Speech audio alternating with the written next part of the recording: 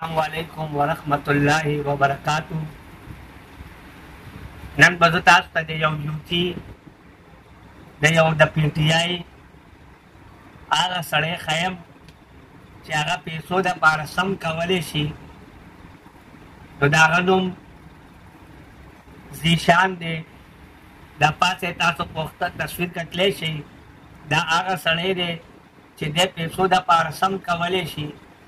د ده نن نه څه وخت میاشتې وروستو یوه ویډیو د کاشف علي په نوم باندې راغلې وه چې په هغې کې ده په کاشف علي باندې سنګین الزامات لګولي وو چې هغه زنا کوي او پلانې او پلانې.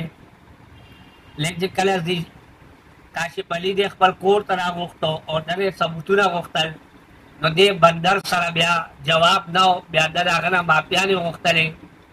نو نن هم دی دغسې د پیسو دپاره یو فیک ویډیو جوړه کړې ده، او بیا زه حیران یم د دې کارکنانو نه او د هغې خلکو نه چې هغوی ته ښکاري چې دا یو فیک ویډیو یو ده جوړه کړې ده، اصل ویډیو یې پټه کړې ده او یو فیک ویډیو یې راوړلې ده میدان ته.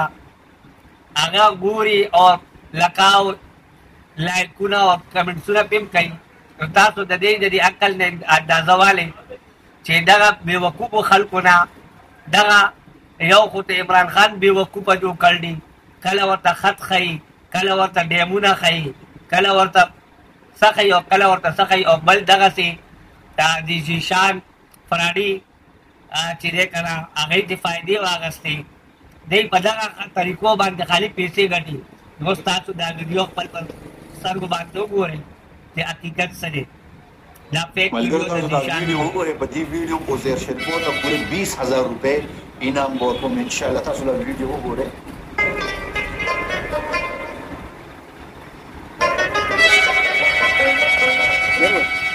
تاسو د ذیشان دا فیک ویډیو ولیده، اوس دغه اصلي ویډیو چې کومه وه هغه کومه څنګه ده هغه هم لږه وګورئ. یاره ته دې خوا راشه، ته د دې علاقې په دې پوسټر کې چې دا غټ تصویر دی، دا خو موږ چېرته نه دي لیدلی. دا څوک دی؟ د خدای نیک بخته ته دا نه پېژنې؟ زه خو نه پېژنم، زه خو د اشنغر یم. د اشنغر خو زه هر یو کس پېژنم، خو دا سړی نه پېژنم. دا ته څنګه خبرې کوې؟ دا خو ته نه پېژنې، دا خو فیمس سړی دی. دا چې هر څوک دی خو د اشنغر نه دی. څنګه چې تاسو دا ویډیوګانې دواړه ولیدې، د دې کار صرف پروپیګنډه کول دي او دروغ ویل دي. رښتیا خو د دې لیډر کې نشته، نو هغه چېرې رښتیا نه دي ویلي، نو دی به څنګه رښتیا ووایي؟ ولې چې څنګه لیډر وي هغسې کارکنان وي. نو د دې هغه لیډر ټوله ورځ عمران خان چې دی ناستې او دروغ وایي، بغیر د دروغو نه د هغه څه کار نشته. نو دغه د هغه اثرات په دې باندې مسلط شوي دي. بله د مزې خبره چې د دې د عمران خان سره هېڅ تعلق نشته، صرف او صرف پیسو دپاره چې دی داسې ویډیوګانې جوړې کړي او په سوشل میډیا یې واچي، هغه وایرل شي، بیا د هغې دی ته پیسې میلاوېږي. نن دی ته هغه پیسې بندې شي، دغه د پی ټي آی دا خلک د دی دا پیجونه نه لایک کوي. بیا ته ګوره چې دا خلک عمران خان په سره دي که د عمران خان نه دي. نو د سوشل میډیا د پروپیګنډو نه ځان وساتئ، حقیقت وګورئ.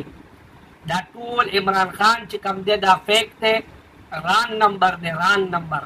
او دغه ذیشان خو بیا د هغې نه غټ ګڼکپ دی، ذیشان یې ګڼکپ. والسلام.